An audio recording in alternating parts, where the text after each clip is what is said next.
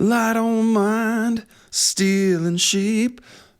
Oh, hello there. Yes, well, one of the most common questions that I am asked these days about Season 2 of House of the Dragon is, where is Nettles and Sheepstealer? Has Nettles been cast, or has Nettles been cut? Up until now, I've been reassuring everyone that no, there's no way that Ryan Condal, who in my opinion seems to understand Fire and Blood and Westeros and the way that George tells stories very well, would ever cut a character as important as Nettles. However, we've yet to hear about anyone being cast to play Nettles, and now there's a fresh rumor online that seems to imply that Nettles may have been cut. Although I will wait just a moment to describe the actual rumor so I can give a spoiler warning first. But before I do that, let me tell you what this video is about so you can decide if you want to watch it. Hopefully you will. So check this out. In my opinion, my humble opinion, Nettles is one of the most important, most interesting, and most compelling characters in Fire and Blood, both for our understanding of the dance and for our understanding of how magic works in A Song of Ice and Fire. I really do try to be cautious about rushing to judgment about supposed changes from the books. You know, I usually tell people, hey, let the storytellers tell the story, right? But I am nevertheless here to give the hot take that this would in fact be a huge mistake if they do or have cut Nettles. So what I will do today is first tell you the story of Nettles and why she's important, and we'll spend most of our time doing that. And then at the end of the video, I will discuss the ramifications of this potential change. And that way, if the rumors turn out to be false, and we do get Nettles on the show, about 75% of the video at least will serve as a character study of Nettles, which I wanted to do anyway. Now, this is definitely a Fire and Blood spoilers video, as there's no way really to talk about any of this without talking about what happens in the dance. But I will confine my discussion to Nettles and things that directly affect her so as to spoil as little as possible. Yes, I am friends with a YouTube personality known as Girl Nettles, the wonderful and talented Girl Nettles. However, before I met the YouTube personality Nettles, I was already a big fan of Nettles the character, as are many people who read Fire and Blood. So I'm already biased in Nettles' favor, and that's definitely the angle I'm coming at this from. But I will lay out my reasons so you can judge for yourself, you know, if this potential change is a good idea or not. Regardless of whether or not Nettles ends up being on the show, she's definitely a character worth discussing. So let's talk about what makes Nettles such a unique and powerful dragon lord whose presence would be sorely missed.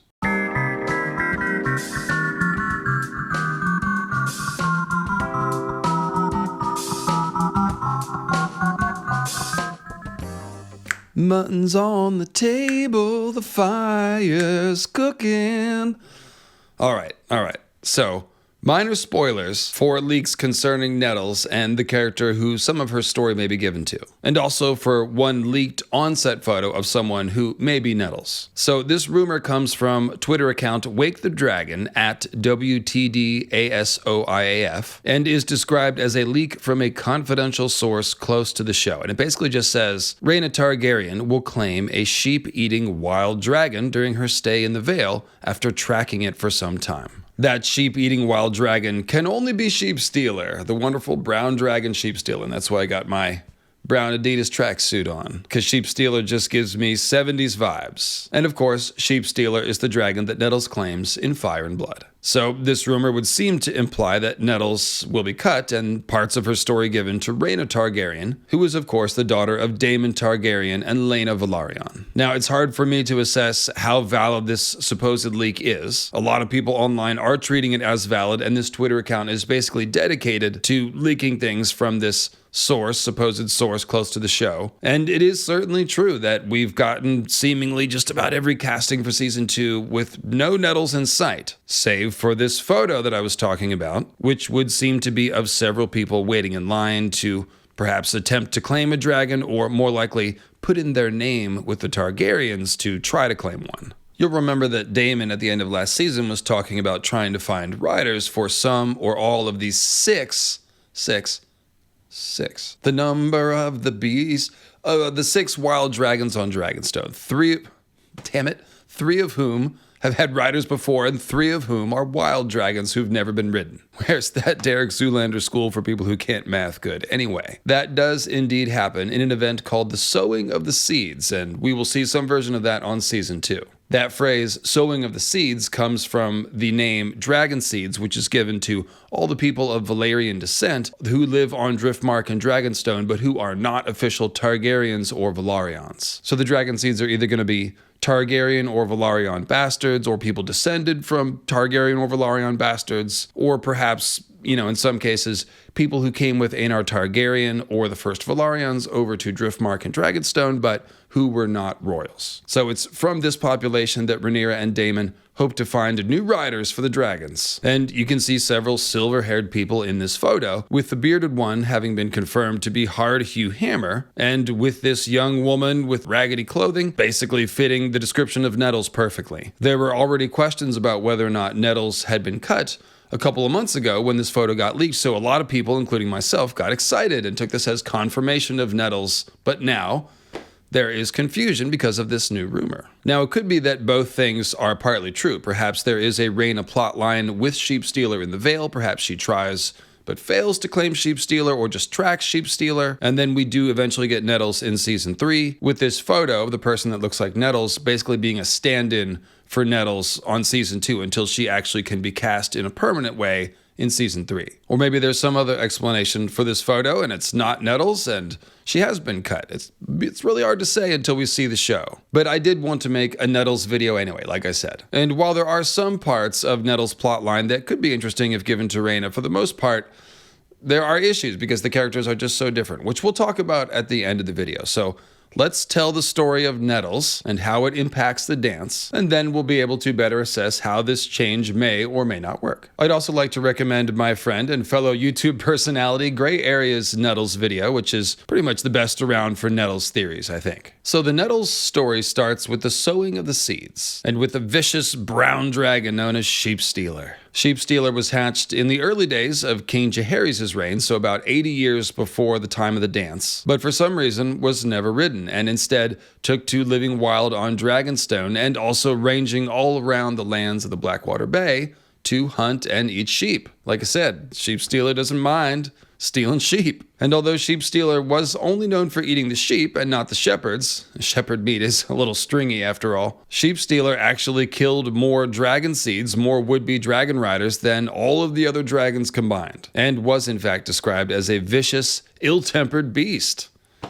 Just wants to eat sheep, man. Leave Sheepstealer alone. Hashtag leave Sheepstealer alone. And by the way, Sheepstealer even left Alan of Hull, who will be played this season by Abukar Salim, aka Father from Raised by Wolves, with pretty severe burns over his body, although fortunately not his face. Although we don't know if that will happen on the show, since everything with Sheepstealer is up in the air. That's a dragons are up in the air joke. You're welcome. So Sheepstealer is, of course, eventually claimed by Nettles. And what's funny about Nettles is that even though it's clear that the Maesters writing and collating Fire and Blood are essentially slandering Nettles and looking down their nose at her the whole time they're describing her, each word only makes her more likable and cool. The Maesters also slander poor old Sheepstealer, whom they describe as a notably ugly mud-brown dragon. Laying it on kind of thick there, guys. And of course, my painted gold dragon from Tibet on my shelf looks a little brown. I mean, gold is really just shiny brown when you break it down. But yeah, the Maesters describing Sheepstealer as notably ugly, to me, just makes Sheepstealer more likable as well. So here's the passage. In the end, the brown dragon was brought to heel by the cunning and persistence of a small brown girl of 6 and 10, who delivered him a freshly slaughtered sheep every morning until Sheepstealer learned to accept and expect her. Munkin sets down the name of this unlikely dragon rider as Nettles. Mushroom tells us the girl was a bastard of uncertain birth called Nettie, born to a dockside whore. By any name, she was black-haired, brown-eyed, brown-skinned, skinny, foul-mouthed, fearless, and the first and last rider of the dragon Sheepstealer. Alright, so it kind of sounds like Nettles is claiming Sheepstealer some amount of time after the other dragon seeds have claimed their dragons. As it says, she brought Sheepstealer freshly slaughtered sheep every day until the dragon came to expect her. So that sounds like a few weeks at least. Thus, it could be that Nettles' inclusion on the show is being held off until Season 3, whether or not Sheepstealer has a Rhaena plotline in Season 2. But that aside, there are several notable and unique things about Nettles. First off, of course, is the fact that she outwardly does not look like a Valyrian, bearing neither the silver hair nor the purple eyes that are the hallmarks of people with Valyrian descent. Now, obviously, genetics are fluky, and you don't actually need silver hair for the dragon to be nice to you. And of course, all of Rhaenyra's children with Harwin Strong ride dragons, but none of them have silver hair or purple eyes. We know they all have Valyrian blood, though, since they're Rhaenyra's kids, so their ability to bond with and ride dragons is not a mystery. But that's not the case for Nettles, whose parentage is uncertain. In Fire and Blood, all the other dragon seeds have either silver hair or purple eyes or both. So there's really no question with them whether or not they have Valyrian blood. But with Nettles, there's no way to know for sure. And because Nettles bonds with Sheepstealer in a more conventional way, if you will, by using food, the question can be raised, and is in the story, of whether or not she is Valyrian at all. So why did Martin write the story like this? Well, there's two reasons that I can think of right away. The first is that he wanted to raise the question of, do you actually need Valyrian blood to ride and claim a dragon? Both in the minds of we the reader and in the minds of the people in the story, who see Nettles claim the dragon and then pose the question. As we know, the Targaryens have this mystique of being godlike and above normal men because it seems like they alone can ride dragons, right? So if that turns out to be not true, it potentially pokes a big fat hole in that doctrine of Targaryen supremacy. Now, as for us readers, Martin definitely does like to keep us guessing about the magical mechanics in his world. However, I really do tend to think that you do need Valyrian blood in order to ride a dragon, if only because we know that the Valyrians and Targaryens do have reptilian DNA because they pop out lizard babies sometimes that have scales, wings, tails, and claws. That's obviously the result of some weird, freaky Valyrian genetic blood magic experimentation, and that is exactly what the Valyrians are known for practicing. So it just seems silly to me for Martin to create an entire civilization of reptilian DNA lizard people dragon riders, only to later reveal that you don't actually need to have reptilian DNA to ride dragons. Too much of the story just falls apart in my opinion. So I tend to think that Martin wants to raise this question of, do you need Valyrian blood, more in the minds of the people of Westeros than in the minds of we the reader. But who knows, maybe the Valyrians did all that freaky blood magic and all the dragon sex that we see on the murals for nothing. Maybe it was all just for kicks, and they could have just fed the dragon's sheep. Now, joking aside, I actually do think that the first Valyrians would have fed their dragons sheep in order to befriend them, just like Nettles did. And I think this for two reasons. So one, the Valyrians, the first Valyrians, still would have needed a way to safely get close to the dragons to do whatever blood magic or dragon sex, let's say, it's probably blood magic, needed to create the dragon bond. The murals are just a stylization. It's not literal. They didn't really... Okay, anyway. Yeah, they would have needed a way to safely approach the dragons at first to make the dragon bond, and food is the obvious way to do that. And then the second reason would be the insult that Astapori's slaver Krasnys Modnaklaus gives to Daenerys that implies the first Valyrians were shepherds. That insult, and I'll just put this on the screen, was that old Gis ruled an empire when the Valyrians were still having relations with sheep. So what I think that Martin is actually doing with Nettles is showing us some of how the first Valyrians created the dragon bond, which is really freaking cool. Now, the other big reason why Martin might be creating this uncertainty about whether or not Nettles actually has Valyrian blood is so that he can explore the concept of prejudice in Westeros and the concept of Valyrian supremacy and Targaryen supremacy. We've already seen that the Dornish-looking Baelor Breakspear, who was as promising and competent a crown prince as one could possibly want, nevertheless did face resistance and criticism and bigotry because of his Dornish looks and Dornish heritage. And again, even though you don't actually need silver hair or purple eyes to ride a dragon, those features have become associated with the concept of Targaryen supremacy. And that's probably why we see the Targaryens still practicing incest to maintain their Valyrian looks, even fully 150 years after they've lost their dragons. Their unique look allows them to cling on to the idea that they are above other men and thus fit to rule, which of course is a kind of supremacist propaganda. After all, if they look like everyone else and don't ride dragons, then why shouldn't someone else be king? Someone like me, Robert Baratheon. Man, where's that voice coming from? Anyway, thus you can see why many people in universe and also in the fandom would choose to believe that Nettles is not of Valyrian descent, including Rhaenyra herself, which is a very important thing that we'll discuss in just a moment. Now, obviously on House of the Dragon, they've made the change that some people of Valyrian descent simply do have darker skin. So that part of Nettles' appearance won't be regarded as un-Valyrian, if you will, on the show. And since the show chose not to do the purple eyes, sadly, it's really only the silver hair that signifies someone as being of Valyrian descent. However, we still have roughly the same situation where Hugh the Hammer, Ulf the White, and also Adam of Hull, the other dragon seed who succeeds, people will, probably be more quick to perceive Ulf and Hugh and Adam as dragon lords and royals since they look the part. Whereas that might not be the case with Nettles, for sake of her looks, her humble upbringings, and it actually says that she grew up homeless, motherless, and penniless on the streets, and for her lack of propriety, because remember, she's uncouth and foul-mouthed. That means that Nettles is actually a class issue, in addition to a Valyrian supremacy issue, which, again, is why I think the character is so interesting. So the fact that Nettles used food to tame Sheepstealer gives the people who want to believe that she is not Valyrian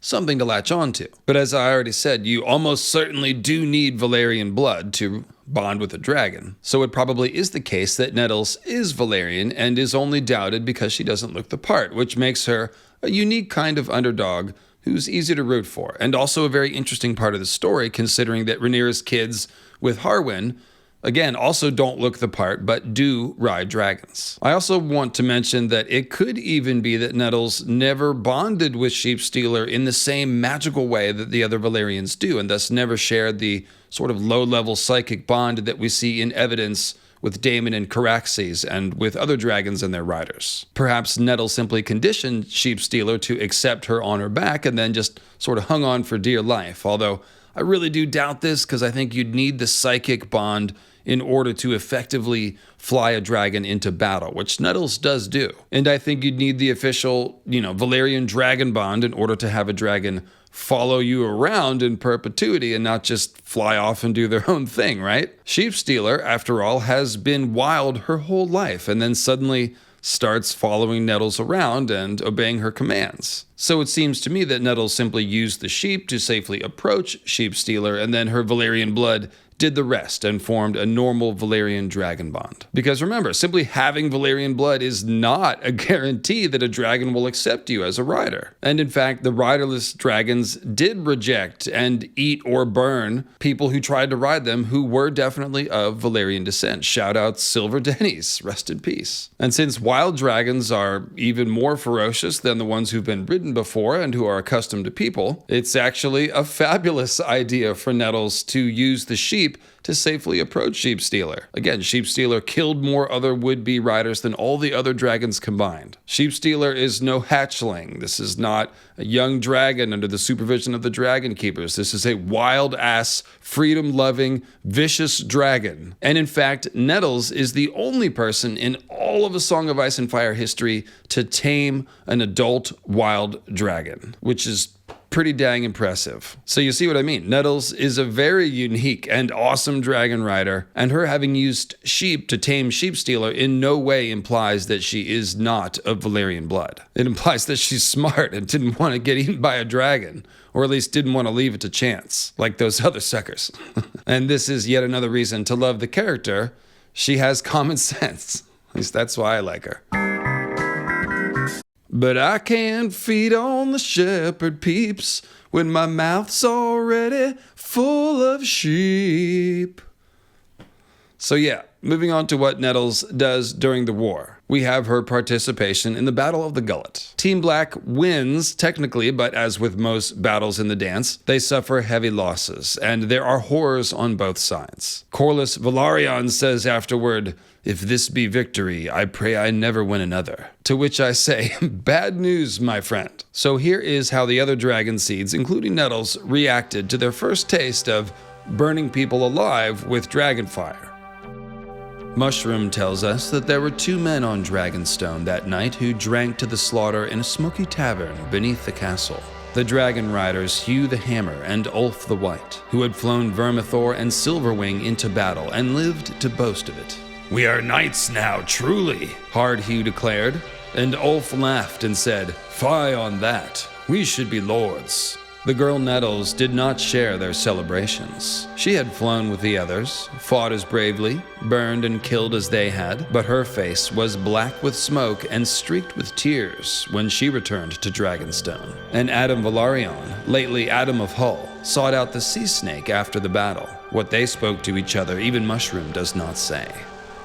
Alright, now we don't really have time to talk about Adam Velaryon, although we certainly will this season. And of course, don't miss our post-game coverage with the one and only girl Nettles, the YouTuber, right after each episode, each and every Sunday. But yeah, Nettles' reaction here is unique and has always struck me as a very important story beat. George Martin, after all, never hesitates to describe and emphasize the horrors of war. This is a man who named a book A Feast for Crows, and it really is shoving our nose in the fact that this War of the Five Kings, this clash of kings, this storm of swords has now left a feast of the dead for the crows. So yeah, Martin never hesitates to describe the psychological and physical horrors and effects of war. And it occurs to me that Nettles is reacting to the experience of going to war on a dragon the way most of us would, with horror and revulsion, unless you're capable of just burning people alive casually and without sorrow. So Nettles never fought in another battle after the Gullet, although she did accompany Daemon when he was flying around hunting for Aemond One-Eye and Vhagar in the Riverlands, which I guess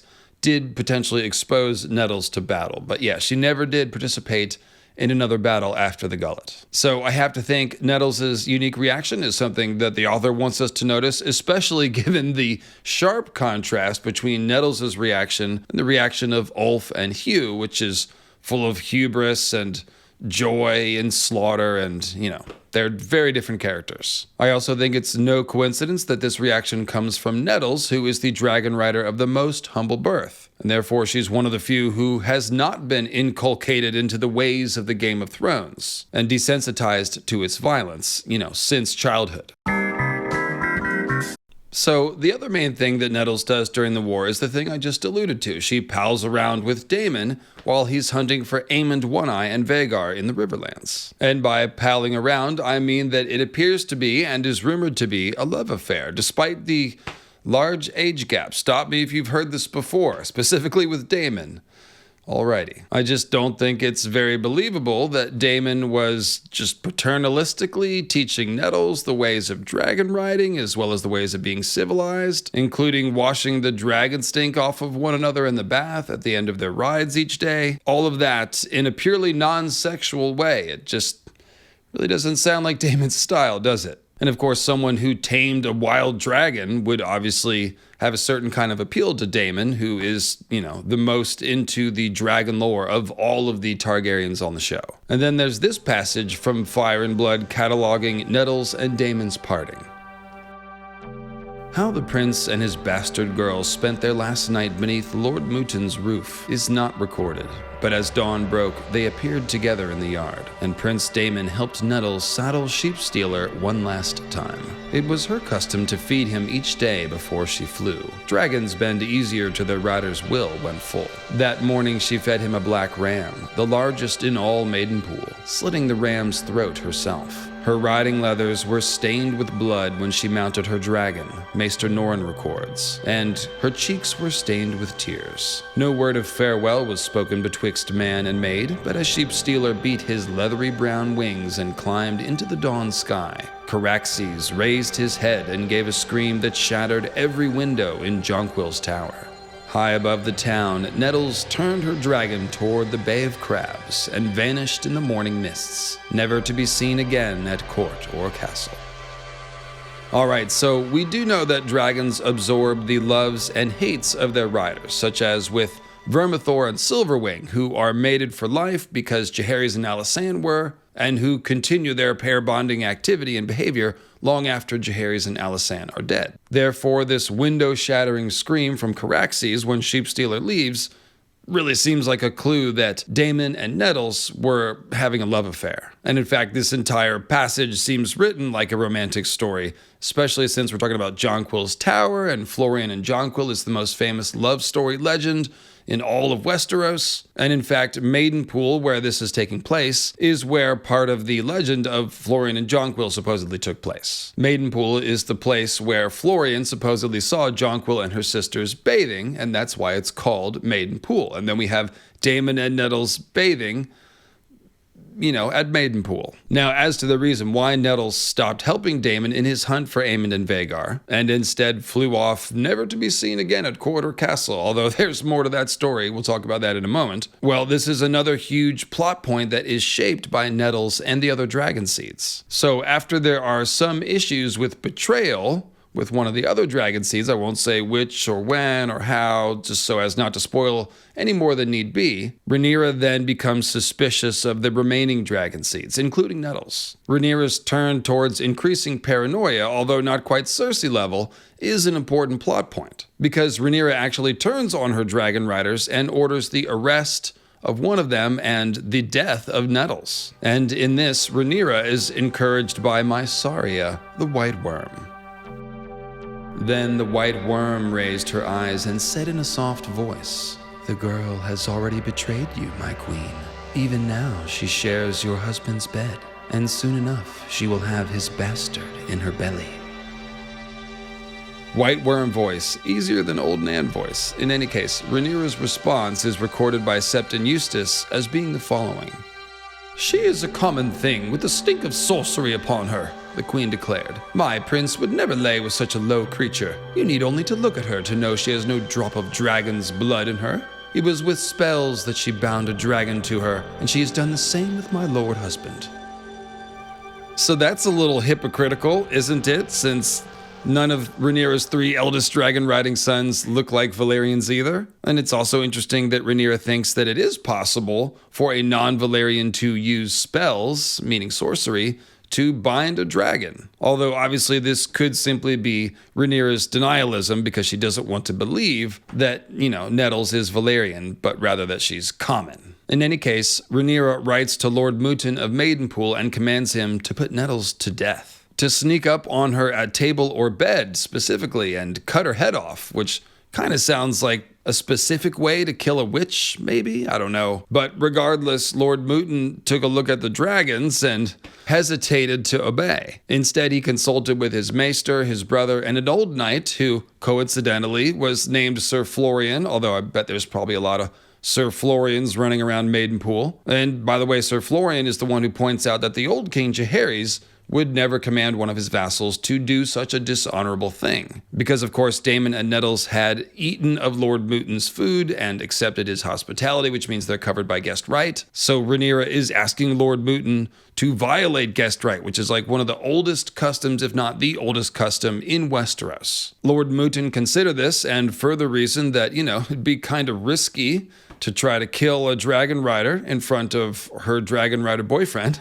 So they think about it and decide that maybe mayhaps they never got the letter from Rhaenyra. Daemon and Nettles are warned instead, and they part ways the next morning. And Daemon actually never returns to King's Landing and never speaks to Rhaenyra again after this. So this is the last communication between Rhaenyra and Daemon. Furthermore, Lord Mooten is now in a bind because he's refused Rhaenyra's dishonorable command, and so he feels that he has no choice but to go over to Team Green, which he does. So it's easy to see why this is a huge plot point, this rumored affair between Nettles and Daemon. It undermines and actually finishes destroying the decaying relationship between Rhaenyra and Daemon. And it's a huge part of Rhaenyra's turn towards misrule and dishonor. The actions that Rhaenyra takes, in part because of this rumored affair, have wide-ranging ramifications, which then further drive the plot and specifically the rest of Rhaenyra's arc. Daemon and Rhaenyra's choices in this also reflect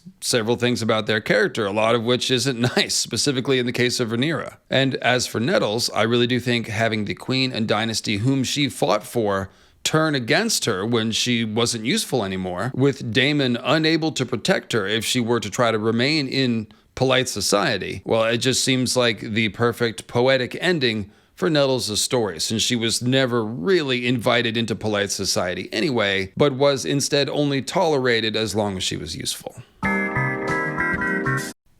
Mutton's on the table, the fire's cooking. All right, so there's one more part to the story, which happens after the war. There's a really great quote summing it all up from Fire and Blood, so I will just read that to you. And this is the tale of Sir Lancelot. No, the tale of Sir Robert Rowan, who is struggling to get through severe snowstorms on the high road to the Eyrie. High in the mountains, the unthinkable happened one night as Sir Robert and his men huddled about their campfires. In the slopes above, a cave mouth was visible from the road, and a dozen men climbed up to see if it might offer them shelter from the wind. The bones scattered about the mouth of the cave might have given them pause, yet they pressed on and roused a dragon. 16 men perished in the fight that followed, and 80 more suffered burns before the angry brown worm took wing and fled deeper into the mountains, with a ragged woman clinging to its back. That was the last known sighting of Sheepstealer and his rider Nettles, recorded in the annals of Westeros, though the wildlings of the mountains still tell tales of a fire witch who once dwelled in a hidden vale far from any road or village. One of the most savage of the mountain clans came to worship her, the storytellers say, and were only accounted men when they returned with burns to show that they had faced the dragon woman in her lair.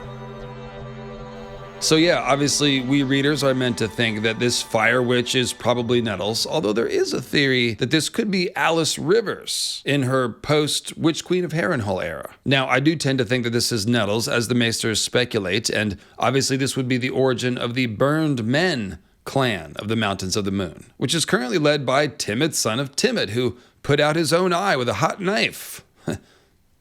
Pretty hardcore. So yeah, whether this is the ending to Alice Rivers' story or Nettles' story, it's a pretty cool ending. And Gray Area actually goes further into the Nettles part of this theory in her video, so check that out. And I've got a big fat section on Alice Rivers in my Harrenhal video, which may or may not be out by the time you watch this. In any case, this is the last we hear of Nettles, possible dragon mother of the burned men of the Mountains of the Moon. Now, fans of classic mythical astronomy symbolism might be noticing and yet another occurrence of a familiar repeating pattern here. Since Daenerys is the moon of Drogo's life and also a dragon mother and also the leader of a band of ragtag free men. And of course, Dany also grew up homeless, motherless, and penniless, and occasionally dressed in rags, just like Nettles. And Dany's intuitive and miraculous hatching of her dragons and her subsequent forming of a bond with Drogon in the wild without any dragon horns or instruction. Well, the only thing you can really compare that to is Nettles' unique bonding with an adult wild dragon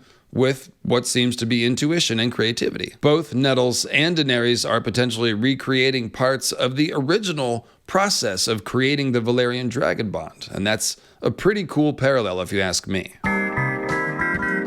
Alright, so that's Nettles' story, and we're sticking to it. Or are we?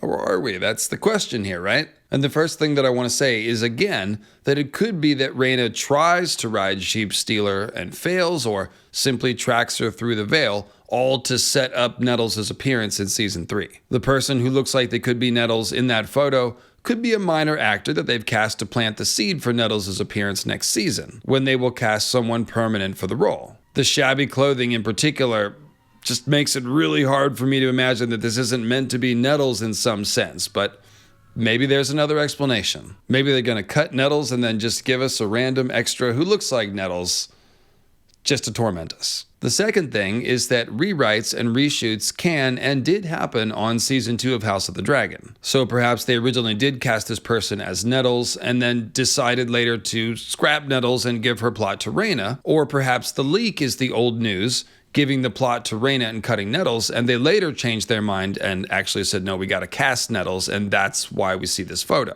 We'll have to wait to see, of course, but if anyone has information to confirm or deny any of this, by all means, leave a comment or contact me on social media. David Lightbringer on Instagram and @TheDragonLML on Twitter. So let me quickly make the case that this change would be a bad idea, or if you prefer, we can call it highlighting the things that this change might cost the story. So going in reverse order, Rhaenyra obviously can't live on to be a fire witch in the Mountains of the Moon, since Rhaenyra has a completely different destiny, which is important to Westerosi history. So the fire witch idea is gone. Next up, Rhaenyra is Daemon's daughter, and even for Game of Thrones, a father-daughter love affair is probably a little too much. It doesn't really happen very often, if ever, even in Targaryen history. So we'd have to wave goodbye, obviously, to the idea of Rhaenyra getting jealous over a rumored affair between Nettles and Daemon, because Nettles is now Rhaena, and thus no one's going to think that there's an affair going on. I suppose they could come up with a different person for Daemon to cheat on, but not sure how Daemon would carry on a relationship with someone at this point in the story if they weren't a dragon rider he was palling around with. And if he does have Rhaena and Sheepstealer with him, then I just really don't know how he'd be carrying on an affair at the same time. I mean, that would just be awkward. Now, some people have pointed out that it would be nice to see a wholesome father-daughter dragon riding bonding event between Daemon and Rhaena, and in a vacuum, I don't disagree. Since Rhaena, of course, felt a little ignored by Daemon when she was younger, since she didn't have a dragon and Baela did. However, a Rhaena-Daemon father-daughter dragon hunt just really wouldn't drive the plot in any of the ways that the rumored Daemon-Nettles affair did. So then we have Nettles' unique reaction to her first and only experience of burning people with dragonfire in war, which would seem a little different if it's coming from Rhaena, who is highborn and fully committed to the family struggle of the Game of Thrones, since, ever since she was old enough to know what was going on. And that's in contrast to Nettles, of course, who is not a member of the Team Black family, and obviously comes from much more humble beginnings. This is definitely the least impactful consequence of this potential change, because you can easily have other people be horrified by dragon warfare, and then the plot point is basically hit. Now, Rhaena's highborn status, however, in and of itself, is kind of a big problem. It's the major reason why we basically lose all of the character of Nettles if her plot is, in some sense, given to Rhaena, as I'm sure you can already see. All of the class struggle aspects disappear, the charm and uniqueness of basically a homeless girl taming a wild dragon is gone, and the prejudice issues disappear entirely since Rhaena is known to be Daemon's daughter and has signature Valyrian looks, whereas Nettles is of uncertain birth and does not look Valyrian. As the self-appointed standard bearer for Team Smallfolk, although everyone's welcome to rep the Team Smallfolk, this is by far my biggest issue of protest. Those small folk are known for protesting. That's what we do. Rabble, rabble, rabble. I'll get my broom. So another issue is believability, right? I mean, to me, it's simply not believable that Rhaena, who is portrayed as kind of timid, who is castle raised, and who is, for lack of a better word, spoiled and privileged in the way that all of the highborn royal kids are, to tame a wild, huge, vicious dragon who's never been ridden before, which again is a feat only accomplished by Nettles in the entire history of A Song of Ice and Fire. Nettles has a very unique background, and it sort of makes sense that she was the one to figure this out. Whereas I would very politely argue that really nothing in Rhaena's background, personality, or experience suggests that, she's the type of person to track down Sheepstealer and figure out how to tame her by feeding her sheep. I mean, has Rhaena ever stolen or caught a sheep or slaughtered a sheep? Probably not. And, I don't know, maybe she befriends a shepherd, or there's some other way to make this plot believable. I always do, again, like to give the story writers the leeway to make something work, but it's just kind of hard for me to see. In Fire and Blood, for example, Rhaena's time in the Vale is spent doing things that match her character a little better. She's doing highborn noble stuff like drinking wine and being courted by all the nobles of the Vale. And by the way, she also does actually hatch a dragon's egg, which we'll talk about in just a second. And look, no hate to Rhaena here. Nothing in my background qualifies me to tame and catch a wild dragon. I've never slaughtered a sheep or caught a sheep or slaughtered any kind of animal. And the same is probably true for most of you watching this video. I mean, I have little doubt that I would wet my pants in about 2 seconds if I were to try to approach a live dragon. So I'm not trying to do some kind of tough guy routine here. I'm just saying it doesn't really match Rhaena's character to be the one to pull off this uniquely kind of incredible thing of taming a wild dragon. It's really Nettles who is the unique figure here, right? She's just an entirely different person than Rhaena, like from the ground up. Nettles and Rhaena really have nothing in common besides the fact that they are both young women who ride dragons, and obviously who both have darker complexions. But of course, in the show House of the Dragon lore, this isn't even a thing, since all the Velaryons have darker complexions. Now, some people online have pointed out that there could be some unfortunate sort of accidental commentary here if it is perceived that this change is implying that these two characters are interchangeable, or that there's no need for Nettles because we already have black dragon riders, so I am not really the person to like wade into that conversation with like really strong takes. However, I did want to point it out. And what I do also want to point out is that obviously there's a lot more to Nettles than her skin color. Her story is very complex, and a lot of that complexity is lost if you flatten down the character and say that you can just swap her with Rhaena. Now, I think some people, including myself, are also asking the question, why does Rhaena need a dragon to be important? For one thing, in the books, Rhaena does actually hatch a dragon's egg while she's staying in the Vale. I actually thought that's what this clip of the 3 eggs in a fire from the last trailer was. The hatching of morning, since in Fire and Blood, Rhaena brings 3 eggs to the Vale. And maybe that's still what this is. Maybe the rumor's wrong, or maybe they'll still work in the 3 dragons and morning plotline somehow. Now, obviously, Rhaena's hatching of a dragon's egg would be very special in its own way and very emotionally impactful for Rhaena, who, as we know, has been troubled for years by her first dragon's egg never hatching. Rhaena's hatchling in Fire and Blood, as I mentioned, is named Morning for her pink scales. She has black horns and pink scales, by the way.